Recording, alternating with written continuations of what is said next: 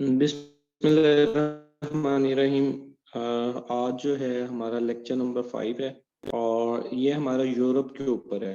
आज आप लोगों को अफ्रीका से यूरोप की तरफ लेके जाते हैं। जो क्लास में नहीं मौजूद वो अफ्रीका के जंगलों में ही रह गए, जो मौजूद हैं वो यूरोप की तरफ चलते हैं। चलें जी, ये देखिएगा, यूरोप जो है वो एशिया के बिल्कुल साथ अटैच है और ये एक ही प्लेट पे, ये जो जमीन का एरिया होता है, ड्राई लैंड का एरिया होता है, इसको प्लेट बोलते हैं। जैसे ये एक टेक्टोनिक प्लेट है, ये भी एक टेक्टोनिक प्लेट है। एशिया और यूरोप दोनों एक ही टेक्टोनिक प्लेट पे वाक़ हैं। आप देखें, बाकी सारे कॉन्टिनेंट अलग-अलग हैं, लेकिन एशिया और यूरोप इकट्ठे जुड़े हुए हैं।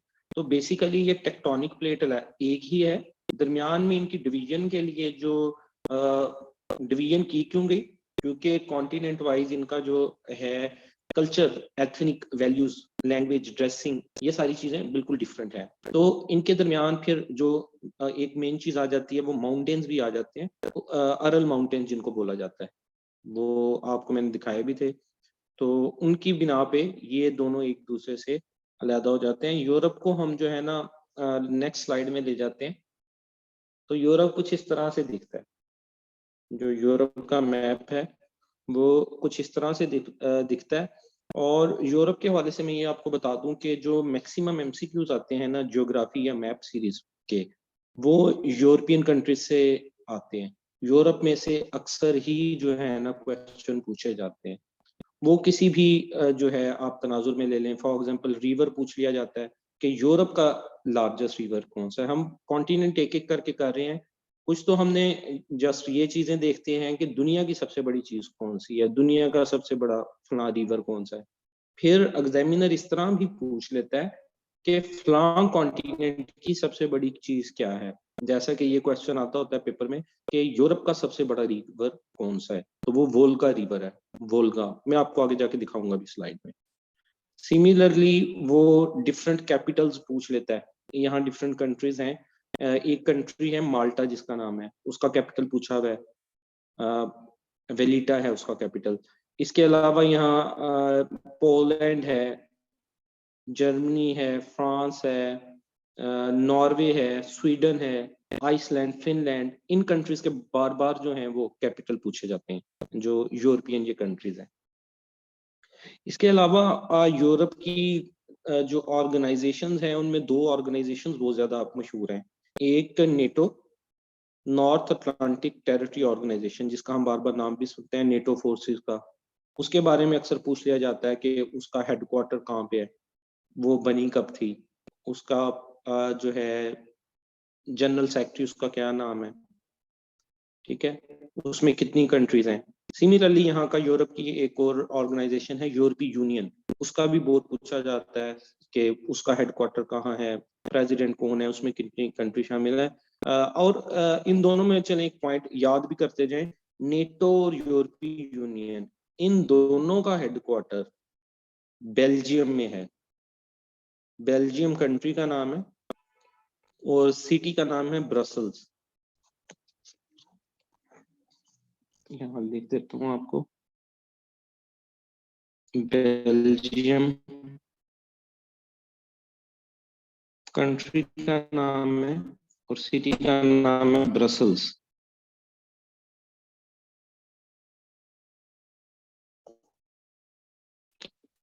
स्पेलिंग मिस्टेक हो सकती है।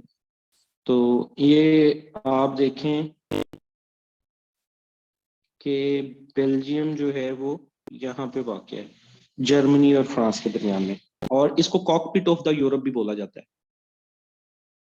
बेल्जियम कंट्री को कॉकपिट ऑफ द यूरोप भी बोला जाता है। कॉकपिट ऑफ यूरोप से मुराद ये है कि ये फ्रांस और जर्मनी जब भी लड़ते थे ना, फ्रांस और जर्मनी, इनकी भी पाकिस्तान और इंडिया की तरह बॉर्डर के ऊपर लड़ाई है, थी। अब नहीं है, अब तो बहुत फ्रेंडली कंट्रीज हैं, इनमें बॉर्डर भी मौजूद नहीं है और क्रॉस बॉर्डर जाते भी हैं एक दूसरे पे, कोई टैक्स भी नहीं जो है इनका लगता। तो लेकिन ये जब इनकी लड़ाइयाँ होती थी, वर्ल्ड वॉर 1 हुई, वर्ल्ड वॉर 2 हुई, तो वो बेल्जियम में के रास्ते जो है लड़ाइयाँ ज्यादा होती थी, इसलिए उसको battle ground of the Europe या कॉकपिट ऑफ द यूरोप भी बोला जाता है बेल्जियम को। और बेल्जियम कंट्री का नाम है ब्रसल्स, उसकी सिटी है। और नेटो और यूरोपीय यूनियन, ये यहाँ के दो डिफरेंट अलाइंसेस हैं, तो दोनों के हेडक्वार्टर यहीं पे मौजूद है। नेटो बेसिकली जो है वो एक मिलिट्री अलायंस है। ये भी एक पेपर का क्वेश्चन था कि ये किस लिए बना हुआ है अलायंस, इकोनॉमी के लिए है, बिजनेस के लिए है, किस के लिए है? तो ये बेसिकली मिलिट्री का अलायंस है। 1949 के अंदर ये जो है बना था, गालबन अप्रैल 1949 के अंदर। और इसके अंदर जो है टोटल 30 कंट्रीज हैं नेटो के अंदर आती। टोटल 30 मुल्क हैं, जिसमें से 28 कंट्री इधर से हैं, यूरोप के अंदर से हैं, और 2 कंट्रीज जो हैं इसके साथ एक और कॉन्टिनेंट है नॉर्थ अमेरिका, उसमें जो है वाक़या है अमेरिका और कनाडा, वो भी इसके अंदर शामिल है नेटो के अंदर, अमेरिका और कनाडा। कल हम नॉर्थ अमेरिका देखेंगे तो मैं आपको कनाडा और अमेरिका की लोकेशन भी दिखाऊंगा। वो 2 कंट्रीज और 28 कंट्री यूरोप में से इस अलायंस में शामिल है। ये एक मिलिट्री अलायंस है और ये डिफरेंट जगहों पे वॉर के लिए जाते हैं। कोई कंट्री अगर एक इनमें से किसी कंट्री से वॉर का ऐलान करेगी तो वो 30 कंट्रीज के अगेंस्ट समझी जाएगी, ठीक है। और आपने सुना भी कि नेटो फोर्सेस अफगानिस्तान में आई, जहाँ पे डिफरेंट ऑपरेशंस करने होते हैं, इन्होंने अपनी मर्जी से कह लें या दहशतगर्दी के अगेंस्ट कह लें, तो ये मिल के पूरा फिर वो फोर्सेस जाती हैं। ये सारे मुल्क इसको बजट भी देते हैं, पैसे भी देते हैं, इसके ऊपर वर्किंग करते हैं। सारे मुल्कों की इसमें फोर्सेस शामिल होती हैं और जो है ना ये वर्क करती हैं। तो ये बड़ा एक नेटो इम्पोर्टेंट है जिसके बारे में क्वेश्चंस पूछ लिए जाते हैं। फिर सिमिलरली और इसके साथ में वो जो है जनरल सेक्रेटरी, उसका नाम भी जेन्स स्टोलनबर्ग, जेन्स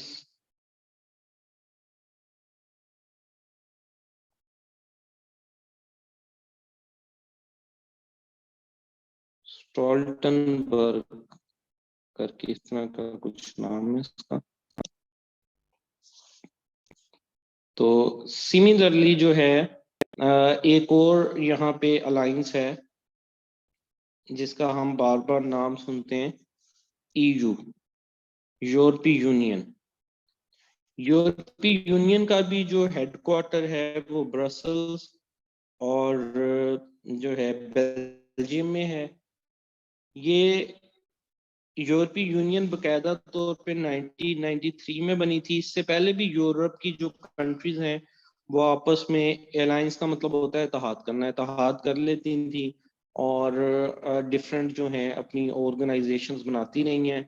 फिर वो यूरोपीय कमीशन डिफरेंट नामों से होता होता जो प्रॉपर फिर अब जो नाम चल रहा है वो यूरोपीय यूनियन है 1993 के अंदर। इसके जो हैं टोटल 27 मेंबर्स हैं, 27। पहले इसके 28 मेंबर होते थे, लेकिन जो ब्रिटानिया है, ब्रिटेन है, ब्रिटेन कह लें इसको, आप इसको लंदन बोल लें, लंदन वैसे इनका कैपिटल है, इसको आप यूके बोल लें, थोड़ा बहुत डिफरेंस है लेकिन टर्म समझाने के लिए। लंदन ब्रिटेन यूके, ये वाली कंट्री है लंदन ब्रिटेन यूके, जिन्होंने मैंने आपको बताया भी था कि दुनिया के 7 कॉन्टिनेंट्स पे गवर्नमेंट किया। यहाँ से बैठ के देखिए, आइलैंड से हैं, समुंदर के अंदर हैं और थोड़ा यूरोप से हटके भी हैं। ये यूरोप से थोड़ा सा जो है इनके दरमियान में जो है वो रिवर्स आ जाते हैं, वाटर बॉडीज आ जाती हैं। तो इन्होंने बेसिकली यूरोपीय यूनियन से एग्जिट कर दिया था, जिसको आपने नाम सुना होगा, ब्रेक्जिट बोलते हैं। एक डील हुई थी जिसका नाम है ब्रेक्जिट, ब्रिटेन का एग्जिट फ्रॉम द यूरोपीय यूनियन। आज से कुछ अर्सा पहले 2020 तक ये जो हैं 28 कंट्रीज होती थी यूरोपीय यूनियन में, अब ये 27 रह गई हैं, क्योंकि ब्रिटेन ने इसमें से, ये मैंने जहाँ पे सर्कल लगाया ये ब्रिटेन है, यहाँ पे यूरोप का ये मैप है, इसमें यहाँ पे ब्रिटेन है, ये इसने इसमें से एग्जिट कर लिया था और इस फिनोमिना को बोलते हैं ब्रेक्जिट, ठीक है। और सिमिलरली इसके जो है 27 मेंबर हो गए। और इनका जो यूरोपीय काउंसिल का जो प्रेसिडेंट है उसका नाम चार्ल्स है, चार्ल्स माइकल। Charles Michael. तो ये कुछ जो है इम्पोर्टेंट है।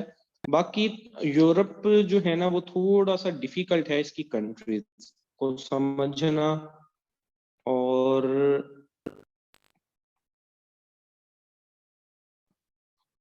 इसको समझना थोड़ा सा डिफिकल्ट है। अभी तो मुश्किल बातें अब शुरू होनी है, ये तो बिल्कुल ही बेसिक बातें हैं।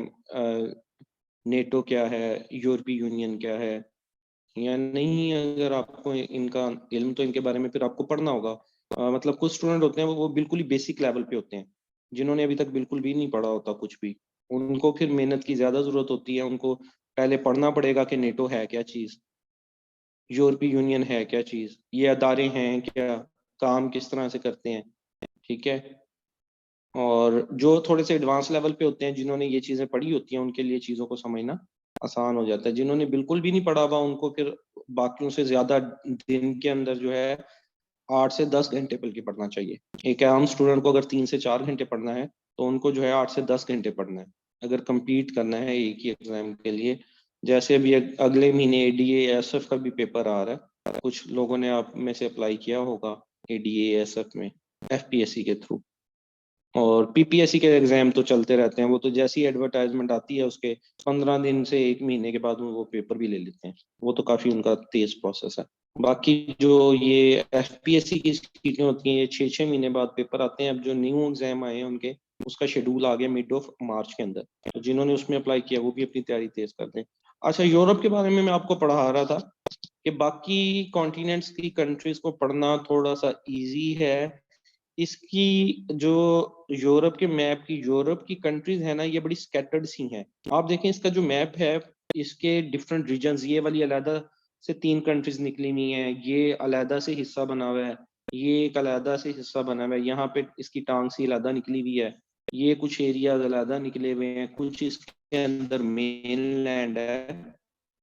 मतलब जैसे मकड़ी टाइप होती है जिसके डिफरेंट हाथों होते हैं, तो उस तरह से इसकी डिफरेंट जो है वो हम देख रहे हैं ब्रांचेस हैं। तो इनको फिर स्टडी भी ऐसे ही डिफरेंट ब्रांच के थ्रू किया जाता है।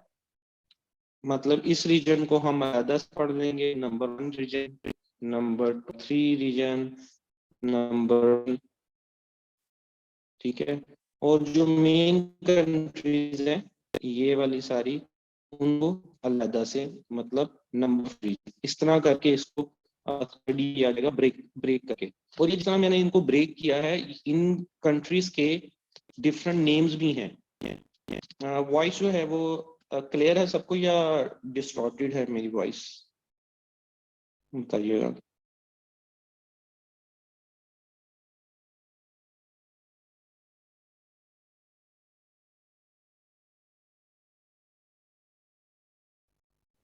डिस्टॉर्टेड है मेरा ख्याल है, सिग्नल शायद प्रॉब्लम होगा, सिग्नल प्रॉब्लम हुआ होगा, सिग्नल प्रॉब्लम हो जाता है।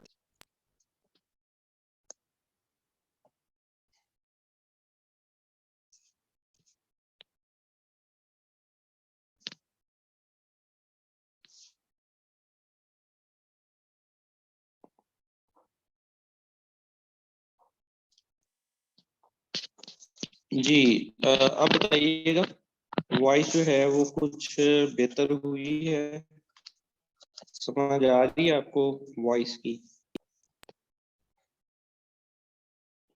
जी, वॉइस आ रही है अब आप लोगों को मेरी?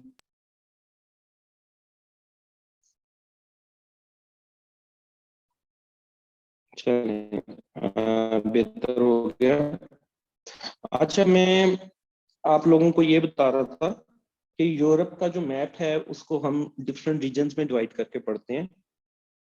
और जैसे मैंने ये कंट्रीज के ऊपर सर्कल लगाए, और जैसे ये मैंने सर्कल लगाए उस हिसाब से इन कंट्रीज को स्पेसिफिकली कुछ नाम भी दिए गए हैं। फॉर एग्जांपल, ये जो सबसे पहला मैंने सर्कल लगाया, इन कंट्रीज को स्कैंडिनेवियन कंट्रीज बोला जाता है। ये मैं जस्ट आपको नाम बता रहा हूँ, ये जो रीजन्स हैं इनको हम कल पढ़ेंगे। स्कैंडिनेवियन कंट्री कौन कौन सी हैं? Norway, Sweden, Finland, Iceland, Denmark. इन्हें पढ़ेंगे हम कल। आज सिर्फ एक आपके माइंड में नक्शा बिठा रहा हूँ कि ये चीजें हैं जो हमने कल डिस्कस करनी है। स्कैंडिनेवियन कंट्रीज है। नंबर 2 जिसपे सर्कल लगा हुआ है, ये जो है यूनाइटेड किंगडम है, अमेरिका है। नंबर 3 जो लगाया है पुर्तगाल और स्पेन, जहाँ आपको नजर आ रहा है, ये अलहदा से जो है एक पेनिनसुला जिसको बोलते हैं इबेरियन पेनिनसुला। फिर ये इटली वाला, ये एक अलहदा से पेनिनसुला है, इसको बोलते हैं इटालियन पेनिनसुला। फिर ये दरमियान वाली जो countries हैं, इसको बोलते हैं मेनलैंड यूरोप। ठीक है, और ये जो मैंने वर्ड यूज किया पेनिनसुला, ये यूज होता है, ये पहले वाला की जो सबसे ऊपर कंट्री, ये स्कैंडिनेवियन पेनिनसुला है। पेनिनसुला किसको कहते हैं? ऐसी जमीन का टुकड़ा जो तीन तरफ पानी से ढका हो और लैंड हो, उसको बोलते हैं पेनिनसुला। तीन तरफ वाटर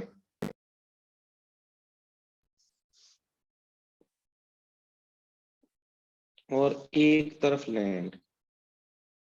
पेनिनसुला को उर्दू में कहा जाता है जजीरा। जैसे जजीरा वो होता है जिसके चारों तरफ पानी होता है, आइलैंड। एक आइलैंड को हम जजीरा बोलते हैं, ठीक है, जिसके चारों तरफ पानी हो। लेकिन जमीन का ऐसा टुकड़ा जिसके तीन तरफ पानी हो लेकिन एक तरफ उसको लैंड लग रही हो। फॉर एग्जाम्पल, ये जो मैंने तीन कंट्रीज आपको बताई, आप देखें तीन तरफ इसके पानी है और एक तरफ इसको लैंड लग रही है, तो ये स्कैंडिनेवियन पेनिनसुला। यहाँ पे जो कंट्रीज मौजूद हैं वो स्कैंडिनेवियन कंट्रीज हैं, उनको स्कैंडिनेवियन क्यों कहते हैं, सारी चीजें मैं आपको बताऊंगा। सिमिलरली तीसरे नंबर वाला नीचे देखें, स्पेन और पुर्तगाल, ये भी आप देखें कि तीन तरफ इसको पानी लगा और एक तरफ इसको सिर्फ फ्रांस वाला जो है, जहाँ पे इसको फ्रांस टच कर, ये जो है भी फिर एक पेनिनसुला कहलाएगा, इसको हम बोलते हैं इबेरियन पेनिनसुला। फिर ये बूट सा बना हुआ है एक, ये सर्कल नंबर 4 वाला, ये इटली है, इटली कंट्री, इसको इटालियन पेनिनसुला बोलते हैं क्योंकि ये भी तीन तरफ पानी से जो है सराउंड किया हुआ है। और फोर्थ साइड जो इसकी है वो जमीन के साथ लग रही है।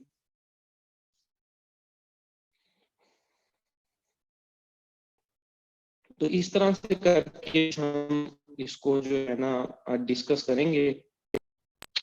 अभी कुछ इसके बारे में जनरल बातें देख लेते हैं। टोटल यूरोप के अंदर जो है वो 50 कंट्रीज हैं, 50 कंट्रीज हैं। इन 50 में से 27 जो कंट्री हैं उन्होंने एक अपना अलायंस बनाया है, एक ऑर्गेनाइजेशन किया है जिसको बोलते हैं यूरोपीय यूनियन, यूरोप की कंट्रीज की यूनियन। जिसका मैं को बता रहा था कि इसका जो यूरोपीय यूनियन का हेडक्वार्टर है वो ब्रसल्स में है, बेल्जियम में है। और 27 मेंबर है, पहले 28 होते थे। अगर वो पूछ ले कौन सा मेंबर बाहर निकला तो यूके बाहर निकला है, ब्रिटेन इस अलायंस में से बाहर निकल गया था। पॉपुलेशन वाइज ये थर्ड कॉन्टिनेंट है, इसके ऊपर भी पॉपुलेशन काफी है, एशिया और अफ्रीका के बाद इसके ऊपर सबसे ज्यादा कॉन्टिनेंट है। लेकिन एरिया वाइज, आप एरिया वाइज देख भी रहे हैं, यूरोप बाकी कॉन्टिनेंट्स में जब हम मैप देखते हैं वर्ल्ड का तो छोटा नजर आ रहा होता है, तो यूरोप की जो लैंड है वो कम है। एरिया वाइज ये 6 नंबर पे है यूरोप। इसके अलावा जो है, अगर हम यूरोप की और कुछ चीजों को देखें तो एक मिनट रुकिएगा।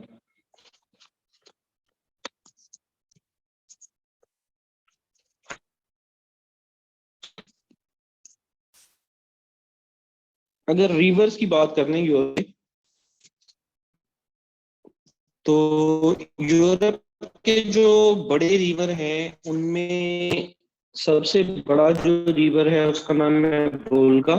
ये पास पेपर में क्वेश्चन आया भी हुआ है, यूरोप का सबसे बड़ा रिवर कौन सा है? दनोबी, यूरल, डेनिपर, डॉन, पिचोरा। इनके ऐसा आपको नाम याद करने की जरूरत नहीं है, और जनरल इंफॉर्मेशन आपको दिए हुए हैं। जो सबसे बड़ी पूछता है यूरोप का, और उसका नाम है बुल्गारिया। वोल्गा में तो पहले दो जो रिवर है वो हम देख लेते हैं, यूरोप की जगह पे हैं, और ये रशिया के अंदर मौजूद है। रशिया जो है वो यूरोप में भी आता है और एशिया के अंदर भी आता है। दुनिया का सबसे बड़ा कंट्री है एरिया वाइज। तो ये जो आपको सामने नजर आ रहा है रिवर ऊपर वाला, ये वोल्गा रिवर है। ये लॉन्गेस्ट रिवर है यूरोप के अंदर। और जो नीचे वाला रिवर है वो है वे रिवर। ये सेकंड लार्जेस्ट रिवर है यूरोप का, और ये यूरोप कंट्री है हंगरी। और उसका साथ में जो है कैपिटल भी लिखा, उसके कैपिटल के करीब ये वाक़ बुडापेस्ट। ये हंगरी का कैपिटल भी है। बुडापेस्ट के अंदर जो है ये मौजूद है दनोबे।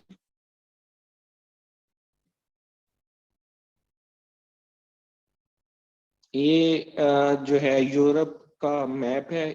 इसमें डिफरेंट जो ब्लू कलर की लाइंस हैं वो डिफरेंट रिवर्स को शो कर रही हैं। अगर हम देखें इसमें वोल्गा रिवर जो सबसे बड़ा रिवर है वो ये यहाँ पे मौजूद है, वोल्गा। और ये रशिया का, और ये देखें ये दूसरे वाला रिवर दनोबे रिवर यहाँ पे मौजूद है। इसका मतलब जो हंगरी है वो यहाँ पे करके कंट्री मौजूद होगा।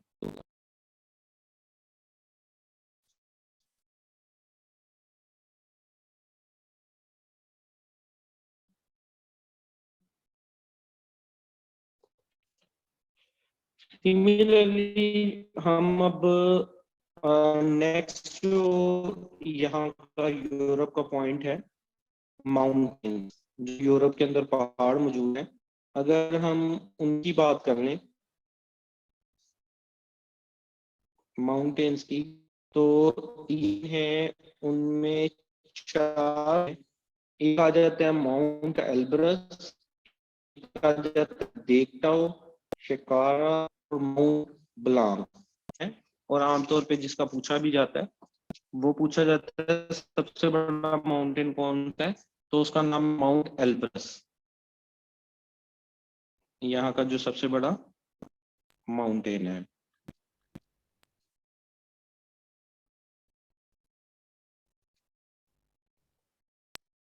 और एक क्वेश्चन ज्यादा है डिस्टॉर्शन, वॉइस बिल्कुल भी नहीं आ रही। अभी वॉइस बिल्कुल भी नहीं आ रही आप लोगों को।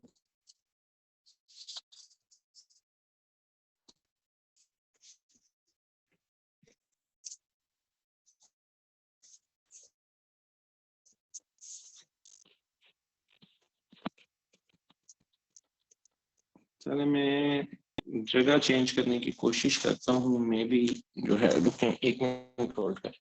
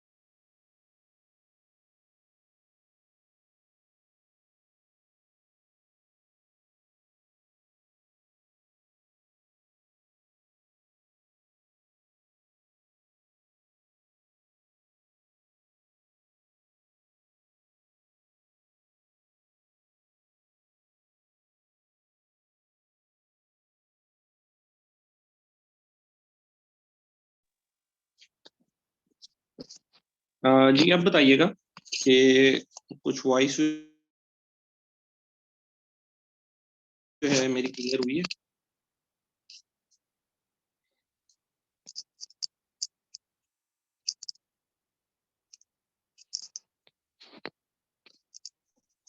जी, आपको मेरी वॉइस आप लोगों को आना शुरू हुई है या उसी तरह डिस्टॉर्टेड है?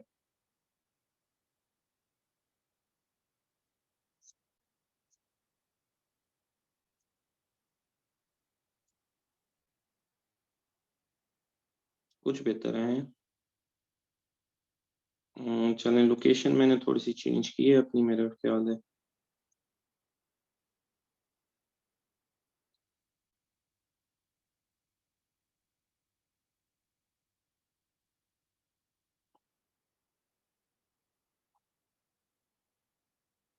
मैं आप लोगों को जो है यूरोप के बारे में बता रहा था, और इसके अंदर मैं आप लोगों को ये बता रहा था कि जो यूरोप है उसमें डिफरेंट, जैसे हम डिफरेंट कॉन्टिनेंट पढ़ते हैं तो उनके फीचर्स को डिस्कस करते हैं कि वहाँ का रिवर कौन कौन से मौजूद हैं, माउंटेन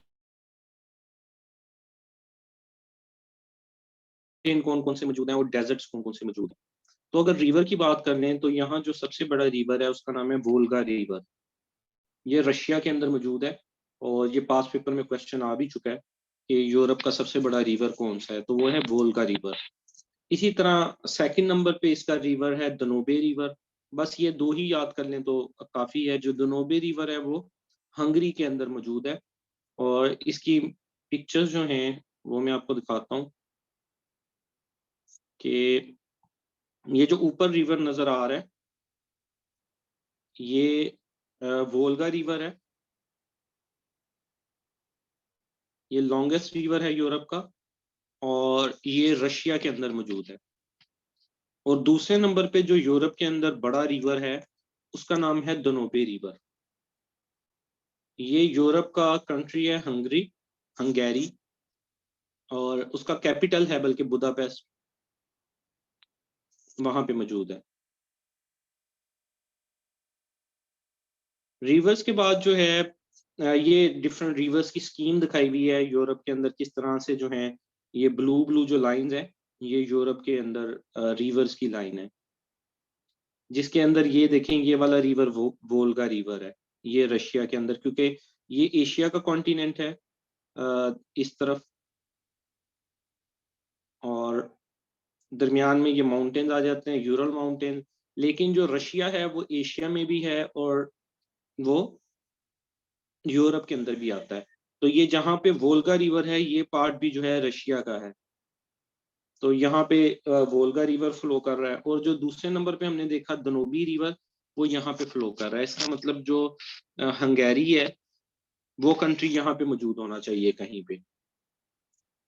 फिर इसके बाद माउंटेन्स की बात कर लें तो जो माउंटेन्स हैं वो मशहूर यहाँ के माउंटेन, माउंटेन एल्ब्रस जो है वो यहाँ का सबसे ऊंचा माउंटेन है। मेन इसका नाम याद कर लें। बाकी जो है देखताओ, सकारा, मोंट ब्लांक, ये थोड़े मुश्किल से नाम है। लेकिन इनमें से अगर ये एक एमसीक्यू आया हुआ है पेपर में, माउंट ब्लैंक वाला, ये किसके दरमियान डिस्प्यूटेड है ये पहाड़? तो ये फ्रांस और इटली के दरमियान डिस्प्यूटेड है। कुछ क्वेश्चन तो हम लेक्चर्स के थ्रू कवर कर लेते हैं, कुछ हम जब पास पेपर्स में देखें तो कुछ क्वेश्चन हैं वो बार बार रिपीट होते हैं या जिनके बारे में बार बार पूछा जाता है। तो one of the question is Mont Blanc is disputed between, ये कौन सी दो कंट्री के दरमियान डिस्प्यूटेड है? तो ये फ्रांस और इटली के दरमियान डिस्प्यूटेड है।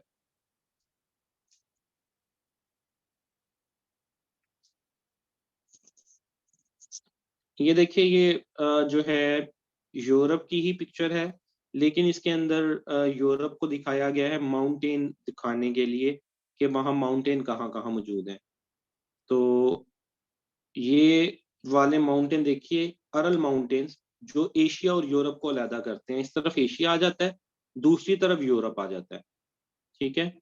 इसके अलावा ये काकासस के माउंटेन्स हैं, और भी मुख्तलिफ नाम लिखे हैं, लेकिन इनमें जो है ये एल्प्स के माउंटेन, इनका नाम जो है वो ज्यादा मशहूर है। एल्प्स का पूछा जाता है, एल्प्स माउंटेन जो है वो कहाँ पे मौजूद है?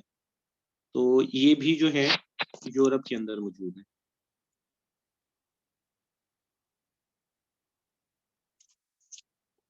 इसके बाद अगर डेजर्ट्स की बात कर लें तो सहरा की बात कर लें कि यूरोप में कौन कौन से सहरा हैं, वैसे एज सच ये भी एमसीक्यू आता है कि कौन सा ऐसा कॉन्टिनेंट है जिसमें कोई सहरा मौजूद नहीं है, तो उसके अंदर नाम आ जाता है यूरोप का, कि यूरोप में कोई डेजर्ट मौजूद नहीं, प्रॉपर डेजर्ट मौजूद नहीं, जिसकी प्रॉपर एक डेफिनेशन होती है कि डेजर्ट एक ऐसा एरिया होता है जहाँ पे सैंड मौजूद हो, जहाँ पे बारिश की इतनी मिकदार हो, इस तरह करके ना। तो ये एमसीक्यू पूछ लिया जाता है कि जो है वो कौन सा, अगर इस तरह से आ जाए पेपर में, तो आप कहेंगे यूरोप में कोई डेजर्ट नहीं है। लेकिन फिर भी यूरोप में कुछ डेजर्ट्स हैं जिसको हम देख लेते हैं। समटाइम वो ये भी पूछ लेता है कि लार्जेस्ट डेजर्ट कौन सा है यूरोप में। हालांकि दोनों बातें कंट्राडिक्टरी हैं, एक दूसरे के उल्ट है। एक तरफ हम कह रहे हैं कि यूरोप में कोई डेजर्ट ही नहीं, और समटाइम वो पूछ लेता है कि यूरोप का सबसे बड़ा डेजर्ट कौन सा है। तो क्वेश्चन की नोयत पे है कि वो किस तरह से आपसे पूछना चाह रहा है। ट्रू डेजर्ट कोई नहीं है, आप ये समझ लें वहां पे, लेकिन छोटे छोटी जगह ऐसी हैं जिनको हम सहरा कह सकते हैं। तो उसके अंदर जो है एक डेजर्ट है टिबरनस डेजर्ट, जिसको ट्रू डेजर्ट माना जाता है। और अगर ओवरऑल जमीन देख लें कि जहां जहां सैंड मौजूद है, तो जो यूरोप का लार्जेस्ट डेजर्ट है उसका नाम है Oleshky. Oleshky desert is largest desert in Europe. अब थोड़ा थोड़ा फर्क है क्वेश्चंस के अंदर। ये है कि ट्रू डेजर्ट कौन सा है, उसका नाम है टिबरनस। और क्वेश्चन पूछ लिया जाता है लार्जेस्ट डेजर्ट कौन सा है यूरोप का, उसका नाम है ओलेश्की। थोड़े से मुश्किल नाम है यूरोपियन कंट्रीज के। जो इनके डिफरेंट माउंटेन्स हैं उनके नाम भी आपने देखे मुश्किल से हैं, इनके जो सहरा हैं उनके नाम भी मुश्किल से हैं। बट कॉन्टिनेंट ये इंपॉर्टेंट है, यूरोप में से पेपर में पूछा जाता है। इसके बाद वाला जो क्वेश्चन मैं आपको कह रहा था कि पार्ट्स ऑफ यूरोप, जो कि हम कल के लेक्चर में पढ़ेंगे, क्योंकि ये थोड़ा सा डिफिकल्ट है जो लेक्चर है यूरोप के ऊपर, तो उसको मैंने दो पार्ट्स में डिवाइड किया है। आज सिर्फ आप नाम देख लें कि इसके रीजन कौन कौन से, अगर हम इसको डिवाइड करके पढ़ना चाहें, और कल उनको, इन जो सातों रीजन हैं इनको हम अलग-अलग पढ़ लेंगे। तो नाम देखिए, स्कैंडिनेवियन पेनिनसुला है एक रीजन, एक रीजन यहाँ पे है बाल्टिक स्टेट्स, एक है इबेरियन पेनिनसुला, एक है इटालियन पेनिनसुला, एक हिस्सा फिर यूनाइटेड किंगडम आ जाता है, फिर मेनलैंड यूरोप आ जाता है, और बालकान पेनिनसुला आ जाता है। ये टोटल 7 रीजन यूरोप के अंदर बन जाते हैं, जिसको हम फिर जो है अलग-अलग देखते हैं। जैसे स्कैंडिनेवियन पेनिनसुला है, उसके अंदर हम देखते हैं कि डेनमार्क, स्वीडन, नॉर्वे, ये कंट्रीज आ जाती हैं। बाल्टिक स्टेट्स, जो स्टेट्स जो हैं बाल्टिक सी को लगती हैं, वो बाल्टिक स्टेट्स कहलाती हैं।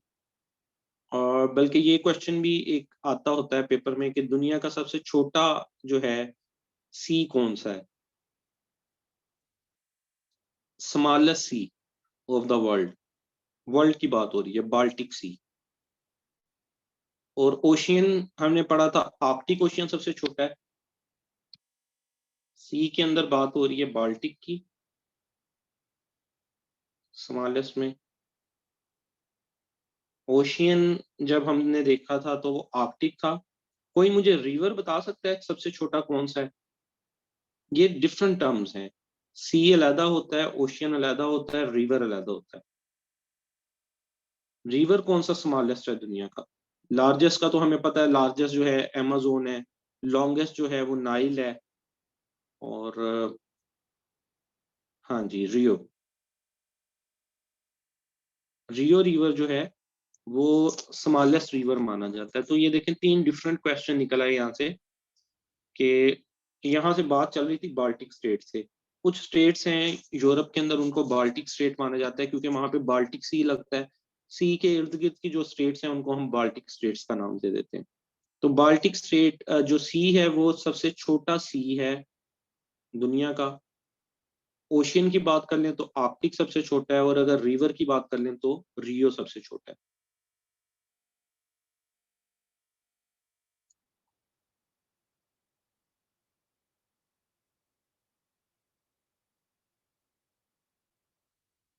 यही जो अभी पीछे मैंने आपको रीजन बताए, अगर मैं आपको ये दोबारा से जो है एन सर्कल करके बताऊं, ये वाला रीजन जो ऊपर वाला रीजन है यूरोप में, ये 3 कंट्रीज, ये स्कैंडिनेवियन कंट्रीज कहलाती हैं। ये वाला जो रीजन है ये यूनाइटेड किंगडम है। ये वाला जो रीजन है ये इबेरियन पेनिनसुला इसको बोला जाता है। पुर्तगाल, स्पेन इसके अंदर आ जाते हैं। फिर यहाँ पे जो इटली है ये इटालियन पेनिनसुला में आ जाता है। फिर ये जो दरमियान में कंट्रीज हैं ये मेनलैंड यूरोप कहलाता है। जो दरमियान में फ्रांस है, जर्मनी है, पोलैंड है, इन कंट्रीज को हम मेनलैंड यूरोप बोलते हैं कि यूरोप की जो दरमियान वाला हिस्सा मेनलैंड है। बाकी सारे इसके जो दाएं बाएं हाथ पांव निकले हुए हैं उनको हम डिफरेंट नामों से पुकारते हैं, जो नाम मैंने आपको पिछली स्लाइड में भी दिखाए। तो जो इनकी डिटेल है वो इंशाल्लाह हम कल डिस्कस करेंगे। यहाँ तक आप लोगों का क्वेश्चन हो यूरोप के बारे में तो आप लोग पूछ सकते हैं। और क्लास के अंदर अपनी प्रेजेंस जो है वो लाजमी बनाएं। आज से मैं आपकी जो है ना वो इसको देखूंगा कि कौन कौन क्लास में मौजूद है और कौन कौन नहीं मौजूद। वो फिर जो मौजूद होगा वो मेरे से, अगर उसको समझ नहीं आया लेक्चर या मुश्किल है तो वो मेरे से रिकॉर्डिंग ले सकता है। और रिकॉर्डिंग में उसी सूरत में दूंगा जो मौजूद होगा। मैंने स्क्रीनशॉट बना लिए हैं 2-3 दफा कि क्लास में कौन कौन मौजूद है या नहीं मौजूद। ठीक है, उन्हीं को मिलेगा जो क्लास लेते हैं स्क्रीनशॉट रिकॉर्डिंग।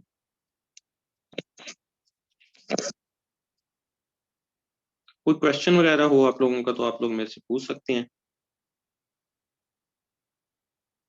और मजीद कल संडे आ जाएगा तो कल आप लोगों का एक टेस्ट है।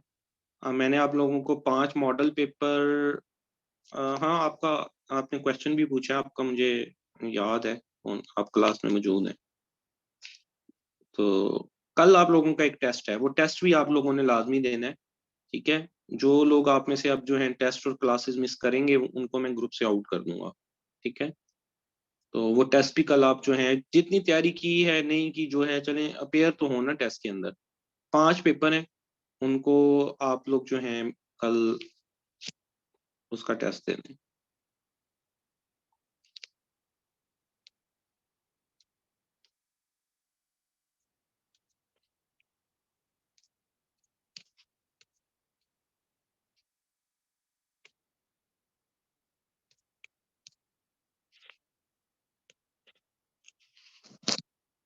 टेस्ट कैसे होगा? टेस्ट इस तरह से होगा कि मैंने टाइम जिस तरह बताया हुआ है कि 9 बजे अगर टेस्ट है तो 9 बजे मैं व्हाट्सएप ग्रुप के अंदर एक पीडीएफ फाइल भेज दूंगा। उसके अंदर जो मैंने आपके जिम्मे असाइंड काम लगाया हुआ है, 5 पेपर लगाए हुए हैं, उन्हीं में से क्वेश्चन बने हुए होंगे। और टाइम होगा 9 से 9:20। 20 क्वेश्चन है, 20 मिनट इनफ है, मोर देन इनफ है। आपने वो एक खाली पेपर पे लिखना है, जो है क्वेश्चंस 1 2 3 नंबरिंग देनी है और उसके आगे उसके जस्ट जो है आंसर लिखते जाने हैं। 1 का आंसर बी है, 2 का आंसर सी है, और उसकी पिक्चर 9:20 से पहले पहले ग्रुप के अंदर आप मुझे भेज देंगे। अब चीज ये है तो ऐसी जिसके अंदर आप एक पर्सन अगर चाहे तो वो नेट से सर्च करके भी आंसर देख के लिख सकता है। लेकिन इससे क्या फर्क पड़ता है? मेन चीज तो ये है कि आपकी अपनी तैयारी कितनी है। आपने पेपर में अपेयर होना है ना। ऑनलाइन के अंदर आप, मैं इस तरह नजर तो नहीं रख सकता कि एक बंदा जो है वो चीटिंग कर रहा है या नहीं कर रहा है या किस तरह से वो देख रहा है। मेन तो चीज ये है कि ये आपकी अपनी तैयारी, और आपने देखना है कि आपने वो 5 पेपर में से कितना तैयार कर लिया। और अगर आप इनिशियल पे हैं, हर बंदे का लेवल डिफरेंट होता है, कुछ स्टार्टिंग पे होते हैं, कुछ जो है एक्सपर्ट हो गए होते हैं चीजों में। तो आपने देखना है आप में कितनी इंप्रूवमेंट आ रही है डे बाय डे। इस चीज को आपने एनालाइज करना है। टेस्ट का मकसद ये होता है। तो इस तरीके से जो है आप टेस्ट देंगे। इसका तरीकाकार मैं ग्रुप के अंदर भी भेज दिया होता है, बल्कि मैंने भेजा है, मैसेज किया हुआ है, तो वो देख लीजिएगा उसको। चलें ठीक हो गया जी, मेरा ख्याल है मजीद जो है किसी का कोई क्वेश्चन नहीं है तो फिर मिलते हैं इंशाल्लाह। ओके, अल्लाह हाफिज।